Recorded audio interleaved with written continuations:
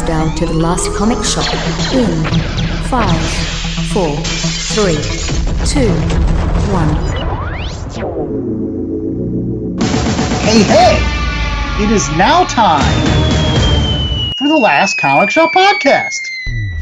That is right. We are opening up the shop to newbies to help them find their way underneath this giant comic book tent and play with lots of different toys, because what's better than a comic book that just combines all this esoteric stuff that's not meant to ever go together and yet somehow does.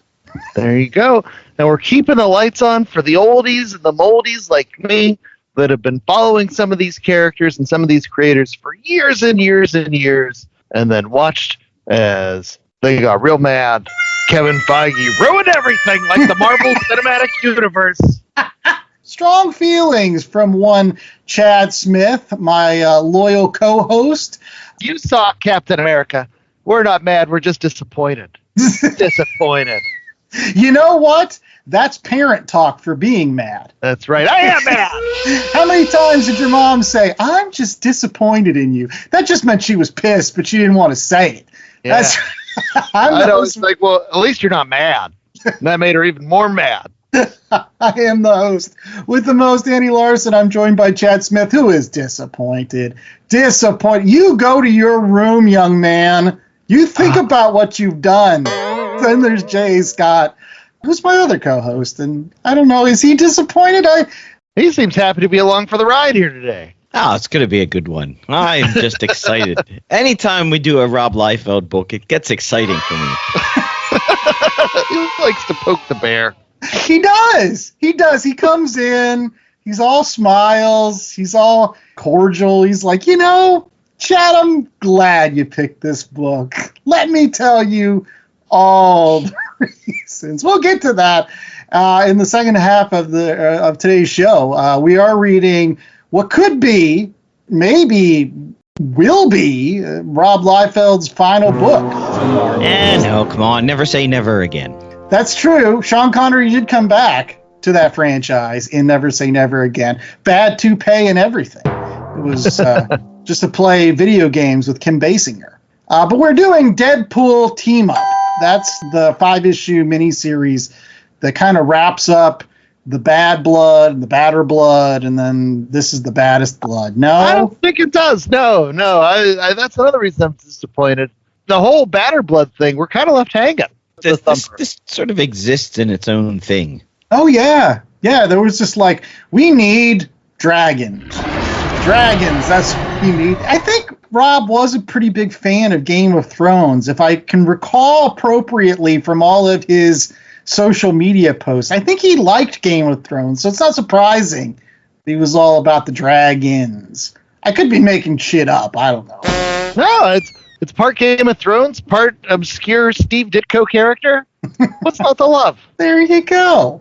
Any case, on the opening segment of today's show, we've got something that's not Rob Liefeld related. Or maybe it is. I don't know. J.A. just said, I've got the opening segment. Well, it could be, but I don't think it is, because I assume that Chad has almost everything Rob Liefeld has done, except for maybe this one weird Youngblood thing that's really hard to find, which raises the question, and this is where I got my segment idea, what is your holy grail of comic book collecting?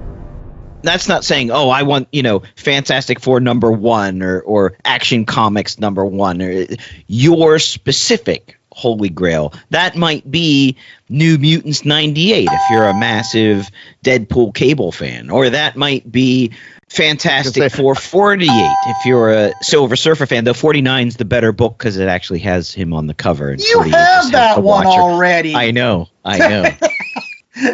That's kind of cheap. Well, let's put Chad on the spot. Like, what, Chad? You, of all of us here on the Last Comic Shop, have more comic books than you could shake a stick at. What is your holy grail? Do you still have a holy grail of collecting that you need to finish? And before you answer that, Chad, let me just remind everyone that Chad's comics are stored in a vault that is secure. There's cameras and Dobermans. The dogs and the bees and the dogs that spit bees out of their mouths when they bark. So, yeah, it's very secure. here in the underground Smith bunker where all my comics are stored. So yeah, I have the collecting bug. And so the biggest things for me are probably on everybody's list. One is I've been working my way for the past 15, 20 years trying to get every issue of Amazing Spider-Man. And I'm down to 26 issues. Oh, wow. Including Amazing Fantasy 15. So because when it comes to comic book collectors, it seems like you have people that collect Amazing Spider-Man, you have people that collect X-Men, and then all the other books are just kind of like out there. Okay. But the holiest of grails would be those first 10 issues of Spidey that I don't have in Amazing Fantasy 15. But there's always weird stuff out there that I'm looking to fill in the gaps. There's an issue of Evangeline, a Rob Liefeld book, issue number 7 from the second go-round at Image, that is like a $100 book for some reason that I'm sure I'm going to find at a dollar bin someday because I found all the other Evangeline books. You just have to keep looking. Keep looking. And then I have a Daredevil collection, and I still need like 1 or 2 Frank Miller issues left to go, and those are the expensive ones. And I keep telling myself, I'll save up, and like I'll get to the point where like once a year I'll get one of those Amazing Spider-Man issues that's a big money, big ticket item. But I end up spending all that money on dollar books instead. Exactly. Volume. Quantity. That's what you want. I mean, they're all quality, so it's not quantity versus quality, because they're all quality. Yeah. And we live in an age where it makes me feel a little silly, because it's all just paper, right? And the stories, I have the stories in omnibus form, in digital form, in occasional Marvel Masterwork form. Like, they're all there. They're all on the Marvel subscription there. But I want that paper, yo. No, there's something to be said for having some of those issues. Again, when I first started this comic book podcast, I used to decry folks that put them in the slabs. But now I'm like, you know what? It's not a bad idea, because if you're going to get these really expensive books, you do want to protect them in some way. Like, you do want them to be protected. And I don't know if I'd actually read them, given I have them in other forms. So, like... Or you could hang them on the wall so that thieves can steal them. That's true. Like Nick Cage. There you go. The sun can destroy them. And So, just to finish, Chad, back to your Spider-Man. You said you have 26 remaining of the Amazing Spider-Man run. How many of those 26, though, are in the first 50 issues? 25. I have 1 issue in the 100s left that I need to track down. The Death of Gwen Stacy. And I'm good from 50 on up. But yeah, a lot of those are the early Stan and Steve Ditko issues. Do facsimile editions count? I do not count facsimile editions. If that's true, then I do have the Death of Gwen Stacy, because I begrudgingly spent cover price for a new comic to be like, well, this will be my placeholder until I can get the good one. At least it's not a Marvel Tales. I have a lot of those too. Yeah. Once again, it's so many different formats you can get these stories in. It's just, the museum. Oh, this was the paper it was originally printed on. All right, so Andrew, you're also a big Spider-Man guy. Is your Holy Grail a Spidey book, or is it something else? You know what? I've thought about this quite a lot. My Holy Grail really isn't involving any sort of particular run. It's actually, my Holy Grail involves getting the first appearances of certain characters that I really, really love, right? So when you say, like, Amazing Spider-Man, right, although I wouldn't, like, poo-poo getting Amazing Fantasy 15 or Amazing Spider-Man #1, really, if I had my druthers, and the one Amazing Spider-Man issue that I would want from that, it's Amazing Spider-Man 13. I would want the first appearance of Mysterio, just because Mysterio is always my favorite villain. Plus, it's kind of an awesome story, too, where, like, he pretends to be Spider-Man and frames him for all these robbery. I always thought that was a really great issue. But that's, I think, what this boils down to. There's a lot of issues with these first appearances that I would really love if I had an opportunity to get them. Avengers 57, the first Vision. Uncanny X-Men issue 4 with the first Scarlet Witch. Uncanny X-Men 57. Right, 57. I think isn't that the first Havoc with his awesome costume? That's before I cared about X-Men. I got nothing for you. But I will say, though, if there is one run that now I seem to be interested in getting, it's the original run of Silver Surfer. The originals, like the 1 through 18 with the Stan Lee and John Buscema art, just because it kind of would dovetail with this other run that my other co-host has. Yeah, well, my holy grail would be, and it's almost done. I'm 5 issues away, and nothing nearly so expensive as Chad's Amazing Spider-Man, or as groundbreaking as the Amazing Spider-Man was. This is the Silver Surfer Volume 3 that started in 1987 and ran for 146 issues, and I'm 5 away from that complete run, including, I don't know if I have a third printing of issue 50. I definitely have the second printing, which I argue is better than There you go. They put the ink on the outline of the Surfer. Yeah. So the first go round, it's just all the chrome, which I can appreciate all the chrome. But it's nice to have you can see the Ron Lim art in the second one better. Agreed. Yeah. So I'm 5 away, and it's the late issues that you are very, actually, I mean, for Silver Surfer, they're expensive. Like, you can get issues 1 through 10 for like $5 each, but issue 144, 145, because they didn't print a lot of issues, they're very limited run, they're expensive, which just goes to that argument, back in the 90s when people were buying X-Men number 1s and Spawn number 1s, thinking that these were going to be the next big, super expensive book. The reason why they never became super expensive is because there's so many of them. That's right. That is how, economics supply and work. demand. Supply Also, and demand. During the pandemic, my X-Force number 1 bagged with Deadpool cards. Those shot up in price because that became Deadpool's first appearance. But yeah, that was also the second highest selling comic book of all time. So I'm still finding those in buck bins every year. Yeah, so I mean, as I mentioned and you pointed out, I do have Fantastic Four 49, the first cover appearance of Silver Surfer, so I'm going to take that one. 48, while technically his first appearance, it's like the worst cover ever with the Watcher on it. Who needs that cover? Nobody. What? I guess if you're a Watcher fan, I don't know. Stan Lee said to Jack Kirby, I want the Fantastic Four to meet God. I want him to meet God, and that's what he came up with. I mean, come on. The Watcher. Whatever, dude. You're crazy. You're crazy. But the other first appearance I would love to have, but also ridiculously expensive, unfortunately, not because of her, but because of the issue that she's in, is Magic's first appearance, which is Giant Size X-Men number 1. Where Colossus saves her from the tractor. Oh, yeah, that's right. I didn't even make that connection. Yeah, no one does. Unless you're a hard school Magic fan. But, and to go to your point, when I become rich and famous, I don't have to be that rich and famous to be able to get that Silver Surfer 1 through 18, because I think you can get, the entire run. I saw someone on eBay selling the entire run for just over $2,000. Wow. There's some good books in there, too. I also can think of a lot of other things I could spend $2,000 on. Yeah, but you got Silver Surfer 4. That's usually a pretty pricey book. Silver Surfer 3, Silver Surfer 1. Those are the big ones. You get those ones. And you get Silver Surfer 2 and Silver Surfer 5 and Silver Surfer 6 and all the way to 18. That's how. And sure, you could spend $2,000 on that, or you could get $2,000 books.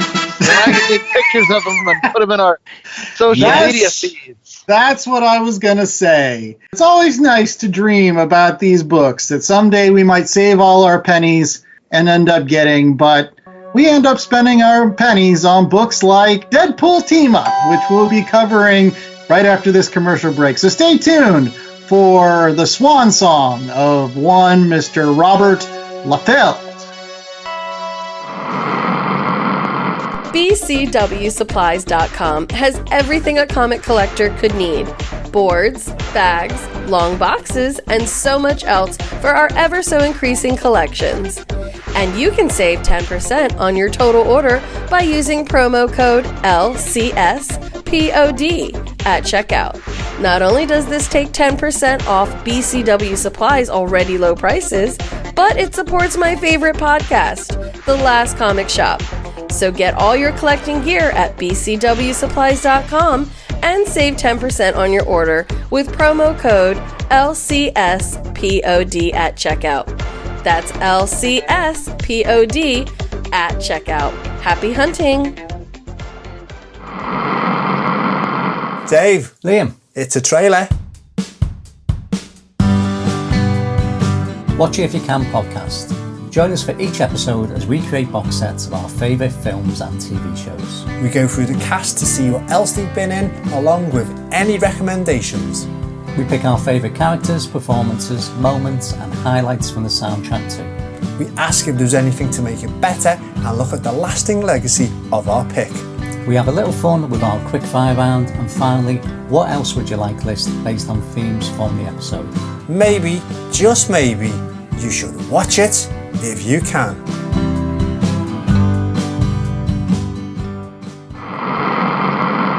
Okay, hold on. Let me turn the amp up to 11. The guitars are ready. We're all A little bit of dragons now. Rob Liefeld and dragons and giant crystal men and other things. Crystal what? Crystal men. Yes. Crystal yes. men. Not, Yes, not the men. other thing. No, not the other stuff. No. Drugs are bad, kids. Don't do drugs. Right. Stay in drugs. Don't do school. Wait, no, that's We're wrong. doing Marvel Team-Up Deadpool, or Deadpool Marvel Team-Up, Deadpool Team-Up, issues 1 through 5. This is the last comics that Rob Liefeld did for Marvel. Possibly ever, but maybe just for a while.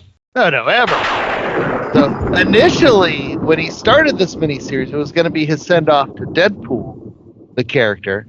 And then because during the Deadpool movie, he was shunned by Kevin Feige and company, it ended up being his send-off to Marvel altogether, because Disney and Marvel don't necessarily respect creators and creators' rights, and it's a darn shame because they're making them billions and jillions of dollars, and they can't invite them to an after party and treat these people right. Yeah, or, when you invest in Marvel stock and you have it, and then they go bankrupt, and now they're $1 billion company, and I got zero. I got Pop Kiss from my Honestly. stock.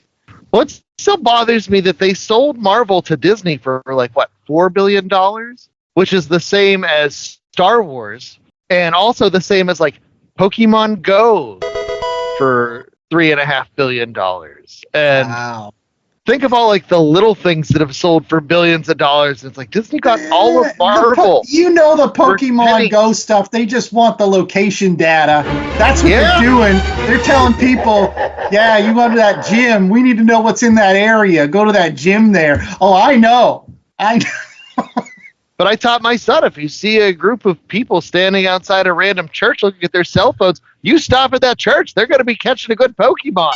It might be a legendary, like this story that has these legendary dragons in it. See, there we go. But yes, so this is his swan song, and woo, howdy, if it is his swan song, did he go out on a high? Or, well, something. So, if this is Rob Liefeld's swan song at Marvel, who helped him put this thing together, Chad? So Rob Liefeld was the storyteller and penciler throughout, but he did have some assists when it comes to inkers. People like Chance Wolfe, Ed Tadeo helped out a little bit.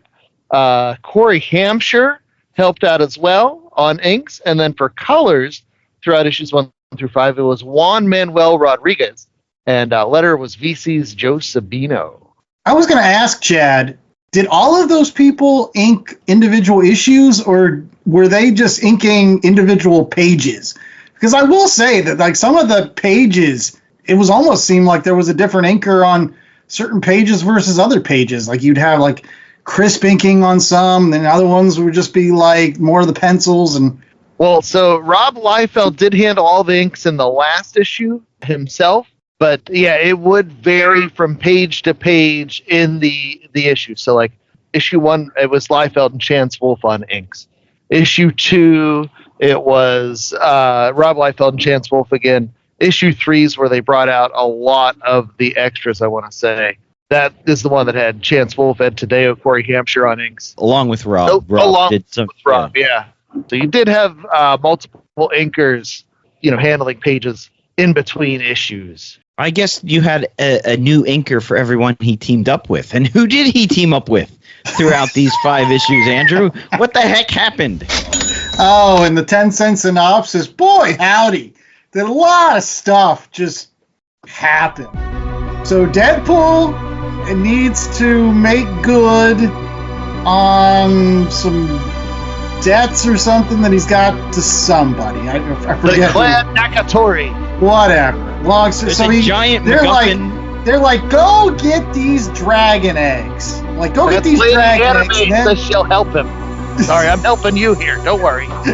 get these dragon eggs, and then we're all fair and square. So he goes down to the docks, and there's random MAGA people, which are like the mafia of Magia, not MAGA. That's whatever. Anyways, they're on the docks, and then Raul Dorn, the Dragon Lord. Raul Dorn, the Dragon Lord, shows up. He's being chased by Skarsgård. Baron Skagaracker. These, by the way, I just want to point out, none of these people, unlike Deadpool, were created by Rob Liefeld. They're all from like the 70s. Yeah. And so at that point, he starts fighting the dragons. Deadpool starts fighting the dragons. Wolverine shows up. And then, like, Wolverine and Deadpool are like, yeah, we'll help you get these dragon eggs from Weird World.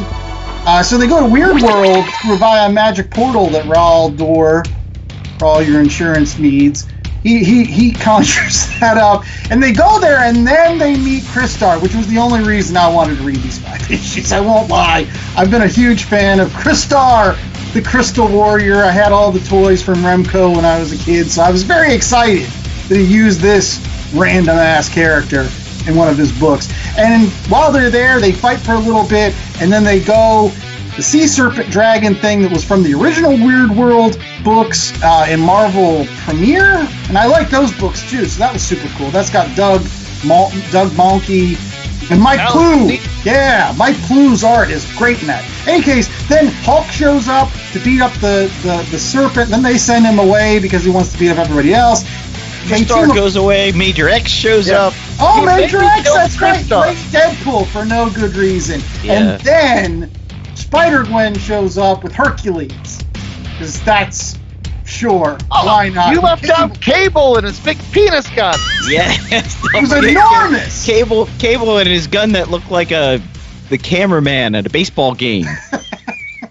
And eventually you find out that the dragon eggs have turned into these universe-killing dragon lords, and so they decide to fight all of those.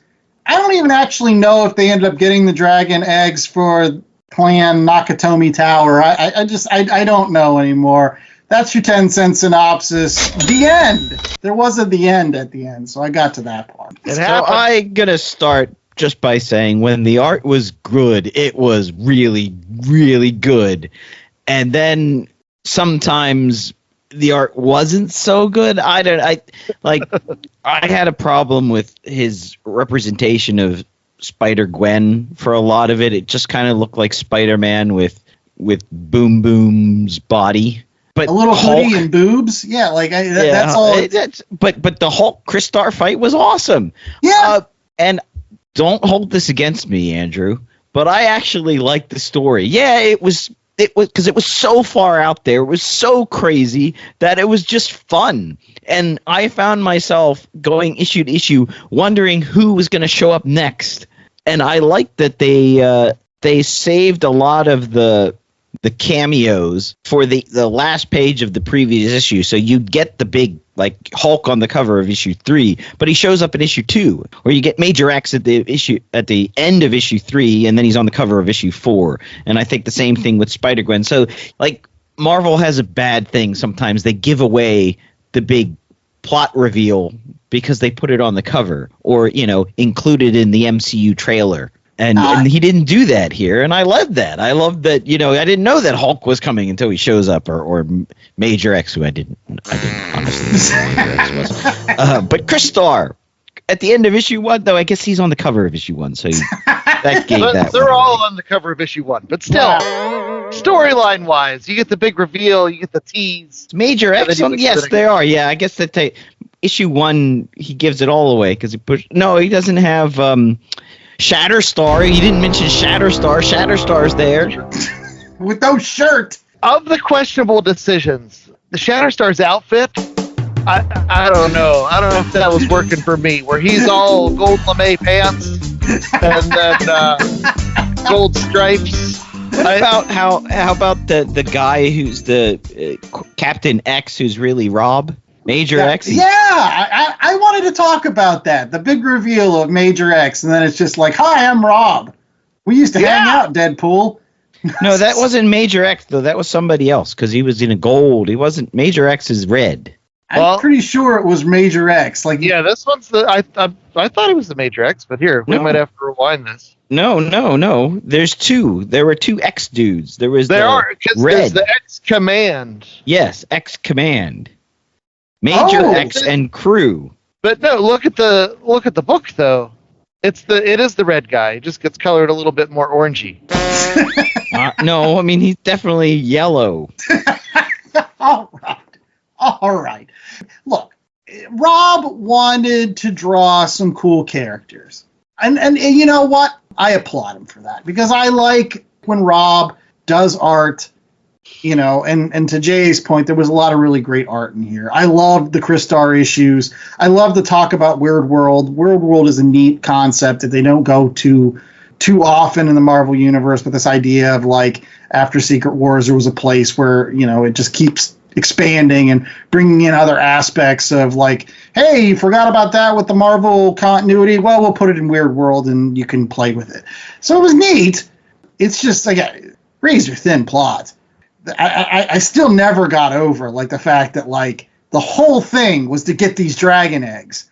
And then by the end of it, it was just like, no, nobody cares. Like, nobody cares. Nobody cares about Magia. Nobody cares about the clan. Nobody cares about this because we're fighting the dragon people with Hercules. Why Hercules? Like, I mean, maybe he likes Hercules, but, like, of all the people, like, Hercules and Samson, Doc Samson. That was the strange one for me. If you were 12-year-old Andy and you were handed this comic book, it would have been a solid time. Turn your brain off at the door. Lots of action, lots of big guns, lots of dragon riding nonsense, swords and fights, and Hulk looking really spindly and weird in the end of issue 2. But by issue 3, looks like he's pretty awesome. And did I like this? No. Like, I didn't like it. Did I read it in an hour and I got some awesome Crystar? Yes. And so I didn't hate it. Anyways, Chad, it was your book, though. Like, yeah. Did you actually want him to do more stuff with the Batter Blood, or were you upset that, like, this is what you got as the kind of the end of Rob Liefeld's time at Marvel? Well, I am sad about that, just because this story does feature Major X. And way back in, like, 2018, this Major X miniseries came out that when it was on the shelves, I ignored it. I didn't pick it up until it was in the trade. And it kind of reignited my love for Rob Liefeld's storytelling. And it's one of those things where if you've been involved in comics for any period of time, you've heard the name Rob Liefeld. You know, he has a reputation and across the industry. And it's, you know, he was like the 90s representation. And, you know, became almost like a joke for a period of time. And I grew up, I was always a big Rob Liefeld fan. And I picked up that Major X series and I'm like, wait a minute. There's a reason why I like this stuff. This is fun. It's action-packed. It's exciting. And it was like a renaissance of Rob Liefeld for me, where it's like, wait, I don't have to be ashamed of being a Rob Liefeld fan. This stuff is great. And I really enjoyed it. And then from there, that led into Deadpool Bad Blood, and then Deadpool Bad Blood getting released in single issues with extra pages, and then Deadpool Batter Blood. And I thought it was leading to Deadpool Baddest Blood, but that didn't happen. I really enjoyed it because these last couple of stories, I feel like it's Rob Liefeld embracing the latter phase of Jack Kirby, where he's like, I'm just going to do whatever weird stuff I want. I'm going to have fun with it. I'm going to throw out a ton of creators. He's always been creating new characters and getting those creations out there and giving you something to care about with them.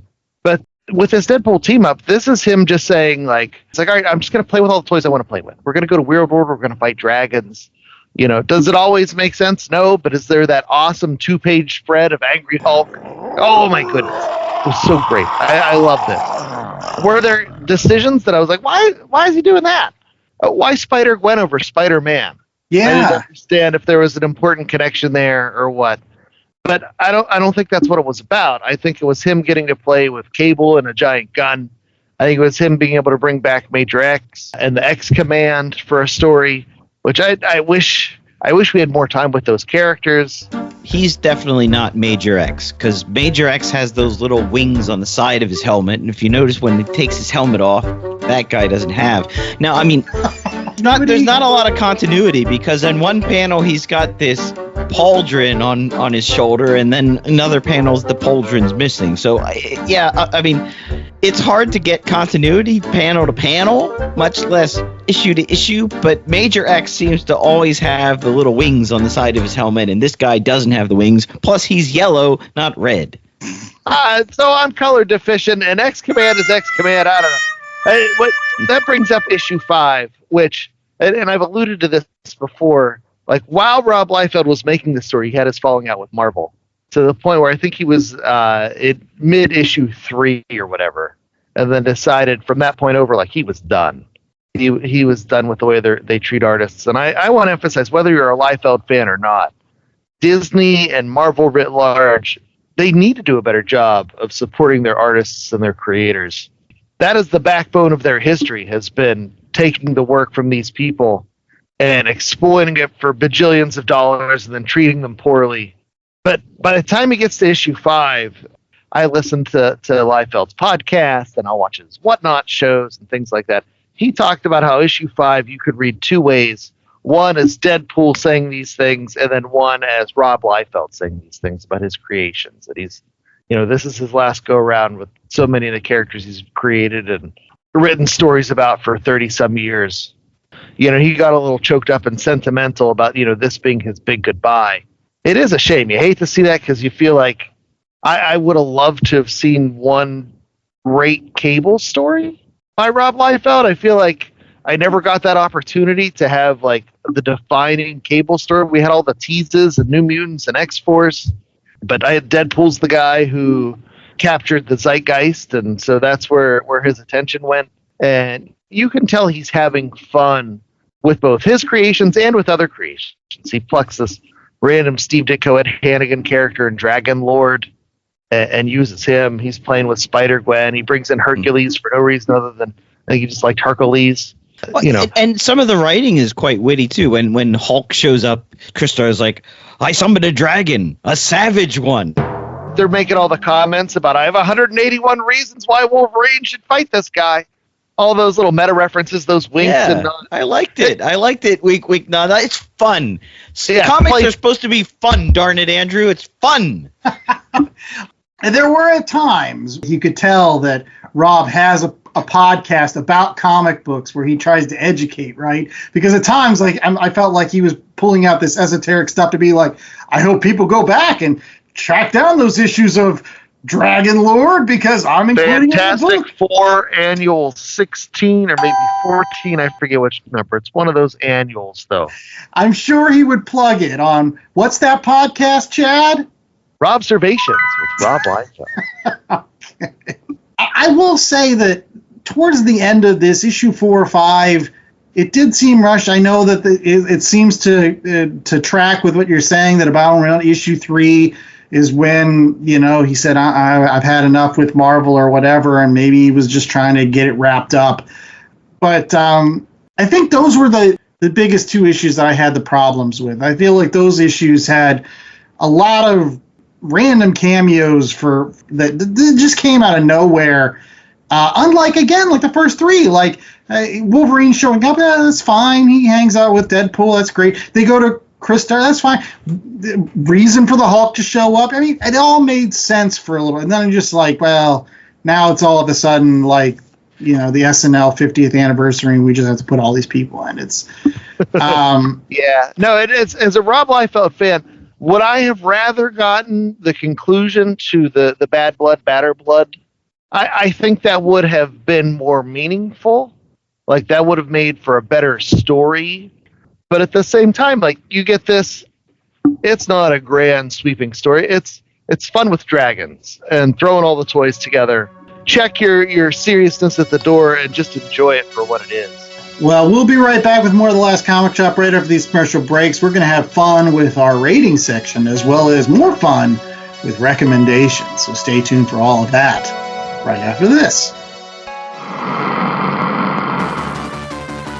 Have you ever been reading through a stack of comics and thought, maybe I should see what that Arkham Asylum game is all about? Or been playing Marvel vs. Capcom and felt like you were at a real disadvantage since you didn't know who half the characters were? Well, Play Comics is the show for you. I'm Chris, and each episode we take a look at video games based on comic properties and how well they stick to that source material. So whether you know the comics and want to know how all those games work, or you know the games and want to find out where all this craziness came from, go check out Play Comics at playcomics.com or wherever you find your favorite podcasts.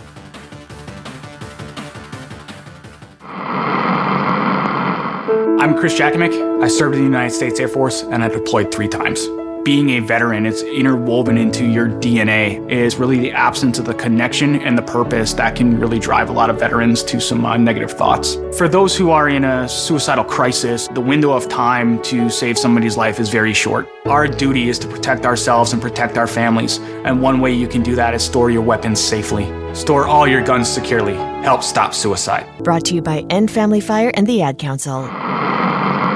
All right, we're back with more of The Last Comic Shop, and it is now time for ratings, where you don't have to have a magic MacGuffin with dragon riding in order to get to our rating section. Nah, we just take you there through the magic of that's what happens next on the show. So, is it weird world or just weird stuff? It doesn't matter. It doesn't matter at all. We've got a 1 out of 4 scale from J.A. Scott. J.A., what are we rating? Deadpool Team-Up this week.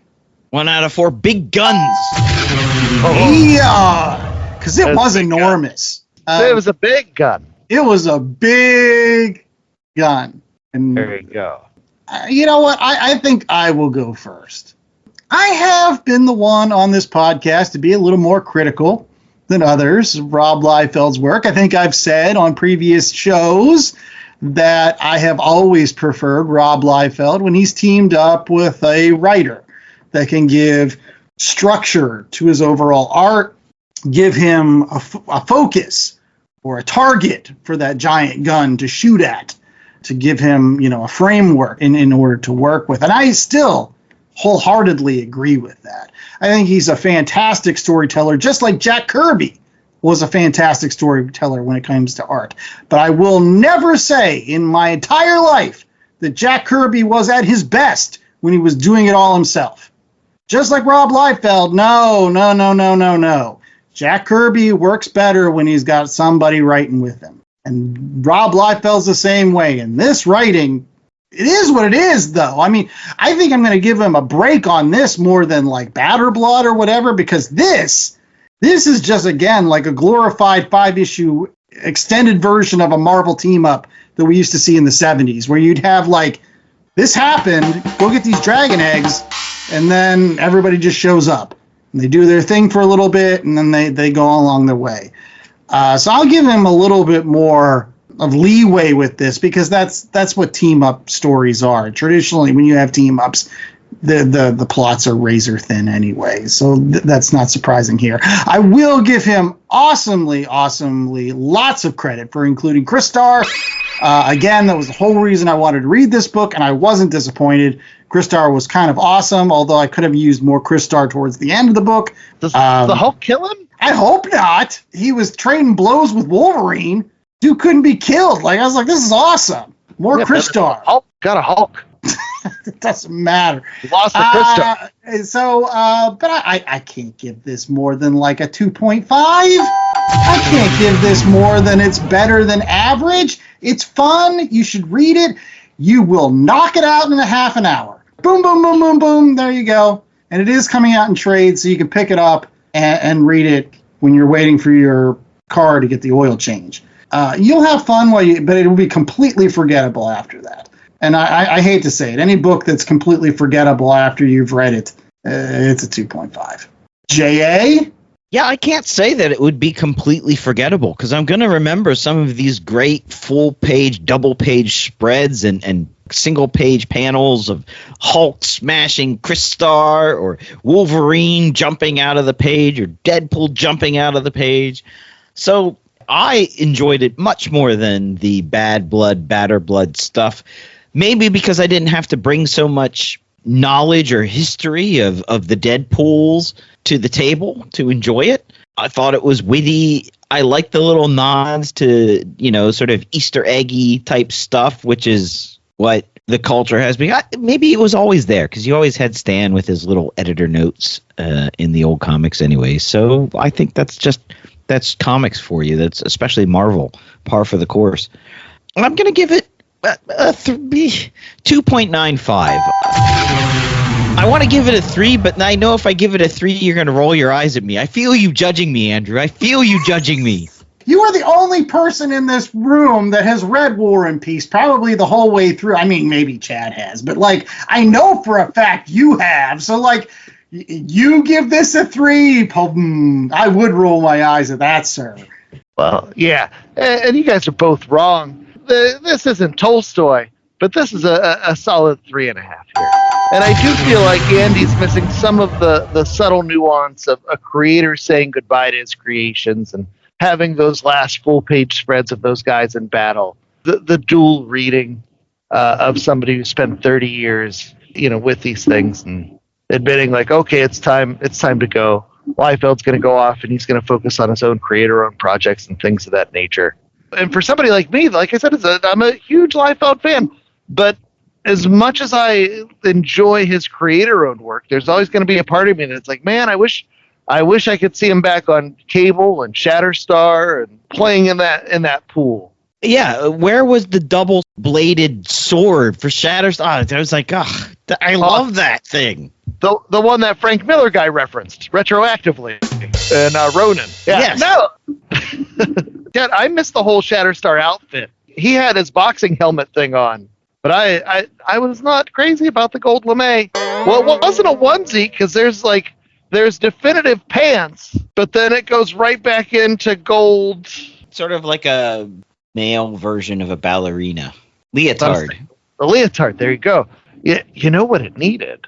Were a couple of belts and pouches. That really would have zhuzhed that up. Yeah, where were all those? You didn't give Raw Door any pouches? Please. Yeah. You gave him the domino weird mask hair thing. No pouches. No, we have lots of blinky eyes, but not enough pouches. Not enough pouches. That's a critical note. But no, as a big send-off, I appreciate the fact that Rob Liefeld understands certain things about comics that I worry they've been lost with a lot of the John Hickman, these complex storylines. And we don't have these just fun, goofy, one thing leads to another, beat them up, bring somebody else in, beat them up, come in, get beat up by this guy. And this is what Liefeld does. He brings that energy. And I do think it's something that Marvel is sorely going to miss. And so, was this perfect? I wouldn't say that. And I'm a big Liefeld fan. I think there were a couple steps that could have gone different directions. When he does the big reveal for when he's X-Command, and it's like, oh, look, that's Rob Liefeld under the mask. It was a neat emotional moment, but then the art itself, I'm like, wait a minute, that doesn't look bad.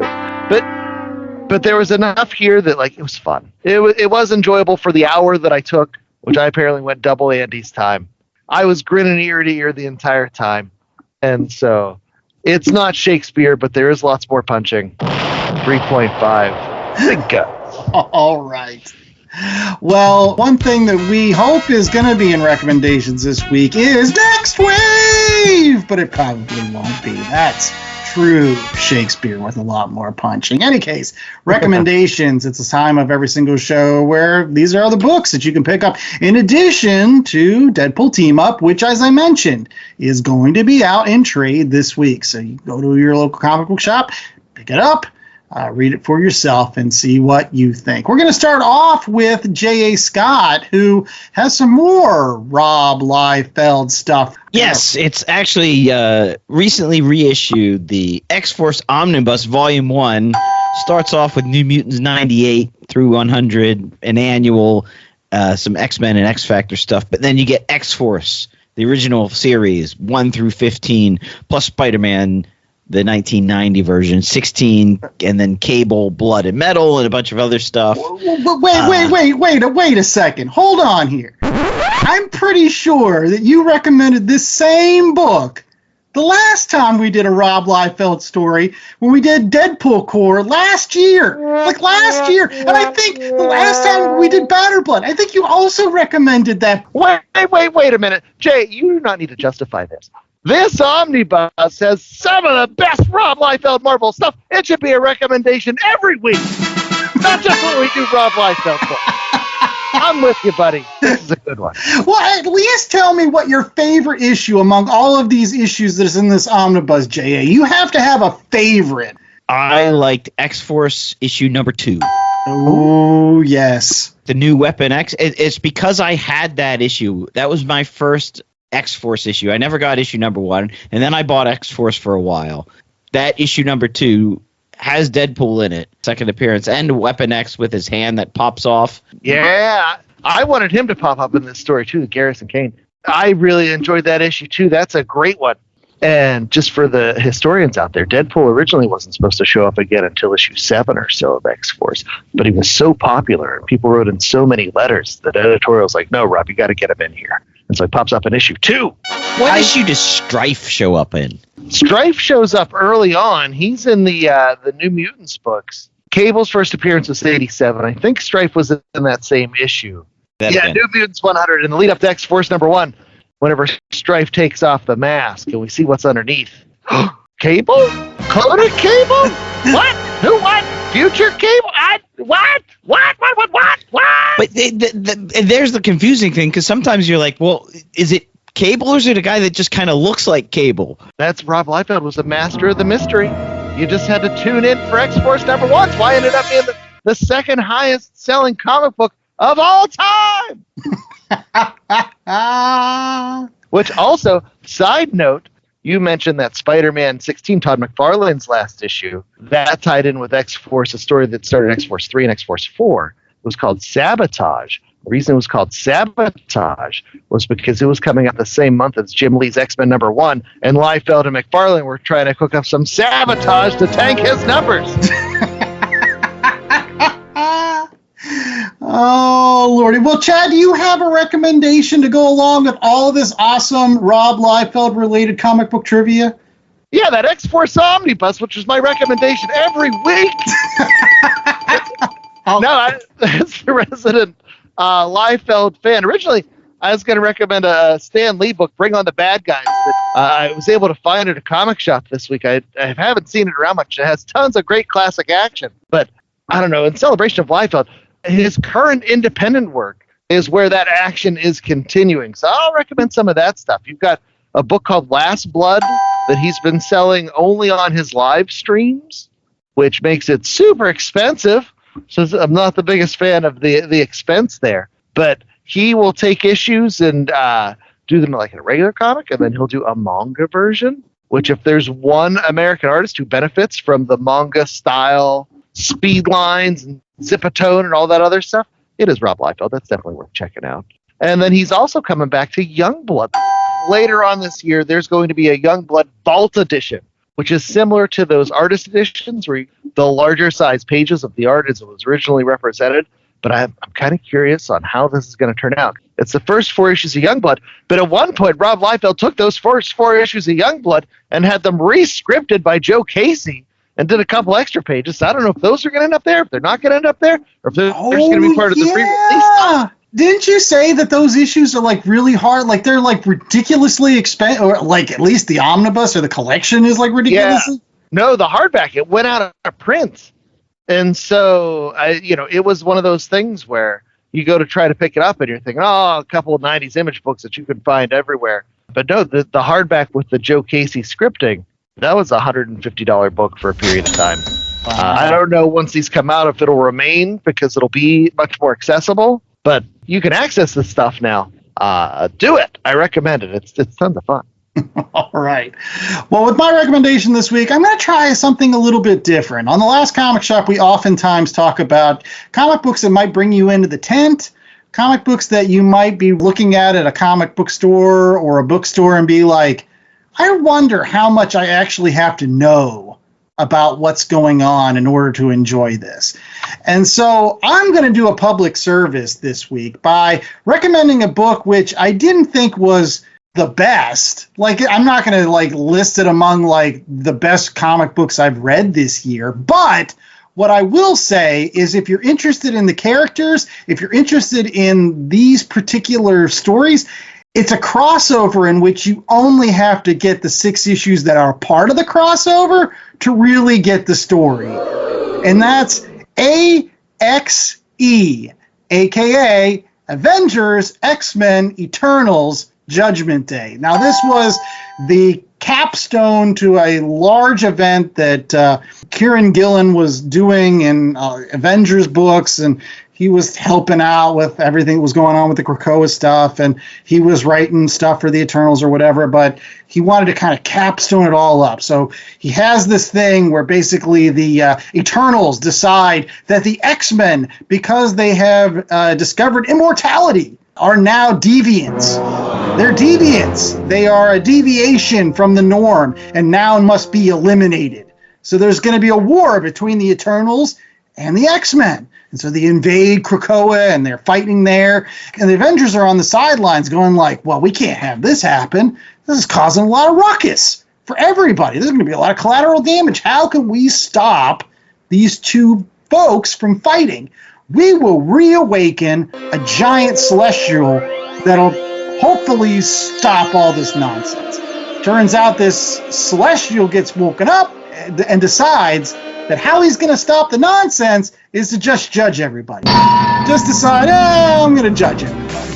Thumbs up, thumbs down, you're gone, I don't like you. Then it becomes a war between all of these guys, the Avengers, the X-Men, the Eternals, all fighting against this one giant celestial. And Captain America gets some awesome quotes, neat stuff. And just reading the 6 issues that are included in that collection, which you can get in a trade paperback, I did get the story and was able to understand what the heck was going on without having to read 1,000 other tie-in issues. Maybe I could get some more out of that, but it's nice to have a crossover event that is just in those issues. So if you're looking for something like that, if you like the Avengers, if you like the X-Men, if you like the Eternals, if you wanted to even just get a snapshot of what was going on with Krakoa, you could get this. And it gets you a kind of a neat little snapshot of what was happening there. It's called AXE, Axe, Judgment Day. It's not a body spray. It's perfectly fine as a comic book, though. So is this the Celestial that was being used as the base, or is this the MCU Celestial that's frozen in the ocean, or is it just another Celestial? No, it's the one that they were using, the Avengers were using as a base that was frozen. I think it was the first Celestial that crash landed. Kieran Gillen, during his run on the Avengers, said that's how everybody got superpowers, because this Celestial crash landed and ended up, I don't know, changing the makeup of Earth to create super, I don't know, whatever. It's got good art, though, too, by Valerio Schiti. And plus, come on, guys. How many times have you read, started to read a crossover and then found out that you had to read, a bajillion other books just to understand what the hell was going on? Every time Mikey Wood has suggested something. That's why I stick to the X-Force Omnibus by Rob Liefeld. All right. That's all you need right there. And we might have Mikey Wood back on another show to give us one of these recommendations of some book that has a ton of tie-ins. But you can always find out whether we're going to do that by rate, reviewing, and subscribing over at www.lastcomicshoppodcast.com. It's a terrific place where you can find all of our episodes, evergreen, tons of things. You love Rob Liefeld? Go back and listen to our episodes about Deadpool Corps, Deadpool Batter Blood, or those two. There's got to be another one. Check our back catalog, and you can also find all these books that like Rob Liefeld pulled threads from for his stuff. Like we did an episode about Longshot. We did Jack Kirby stuff, crazy stuff, like his run on New Gods. Did any of Rob Liefeld's characters show up in that Spawn run that we did? Yeah, Chapel was there, Chapel. yes. Yes. Yeah, we did get to Chapel. We did get to the issues where Chapel was the one that killed Spawn. So yeah, and that's another episode in our Evergreen archives. Rate, review, and subscribe. www.lastcomicshoppodcast.com. You know the drill. There you go. You can find us on the socials where I'll be talking about all these things. You'll see Andy posting the Golden Age covers to put you to bed at night, buck issue finds or back issue finds, all sorts of fun stuff. There's comics conversation. And then you can always circle back to our website, www.lastcomicshoppodcast.com, where you can find what else, J.A.? We always have a link to our merch store where we sell t-shirts and hats, coffee mugs, tote bags to carry around all those back issues that you're buying at the shops. I want to say that we have leotards, but not. I don't know. We do have some pouches, though. Pouches go well with anything. Places to put your stuff. Buy some pouches. Like dental floss and like hand sanitizer and stuff. You need that. There you go. And while we might be the Last Comic Shop podcast, we do not want to be the last comic shop. Times are tough. There's all sorts of craziness going on these days, so make sure you're supporting your local shops. You can go and pick up things that we talked about today, including Deadpool Team-Up, issues 1 through 5, or the collection that'll be out here soon. You could go with J.A.'s recommendation, the X-Force Omnibus, featuring some of the best of Rob Liefeld's early Marvel work. Or you could go with Andy's recommendation. He said it was Axe Judgment Day, but I'm pretty sure it was also X-Force Omnibus by Rob Liefeld, featuring some of that great work. Or you could do some of the things I recommended. I recommend Bring on the Bad Guys, a lot of the newer Rob Liefeld stuff, but primarily X-Force Omnibus by Rob Liefeld, starting with New Mutants 98 through 100, and then those initial issues of X-Force, and you get all the melodrama, all the fun. And so all that more waits for you at your local comic shop. Make sure you're getting out there and supporting those guys today.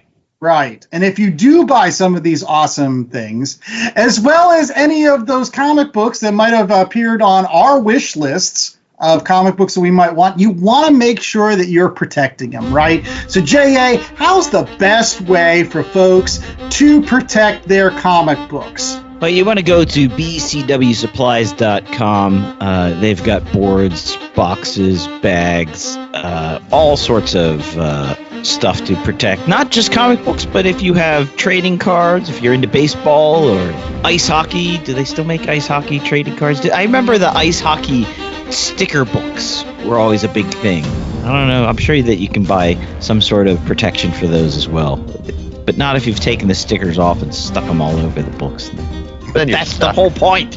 That was the fun part. Anyways, you can get all that at bcwsupplies.com, and if you use the promo code LCSPOD at checkout, you will save 10% off your purchase. It's your way of saving some money and helping out the podcast at the same time. So head over to bcwsupplies.com and use the promo code LCSPOD at checkout.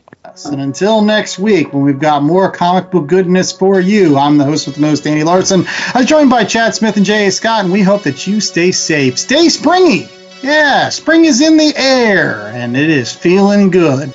And remember, if you already have that X-Force Omnibus, because you can always get the second one, so you have both covers. That's right. You don't need two. One for the upstairs library, one for the downstairs library. One for the lavatory. Always need something to read there.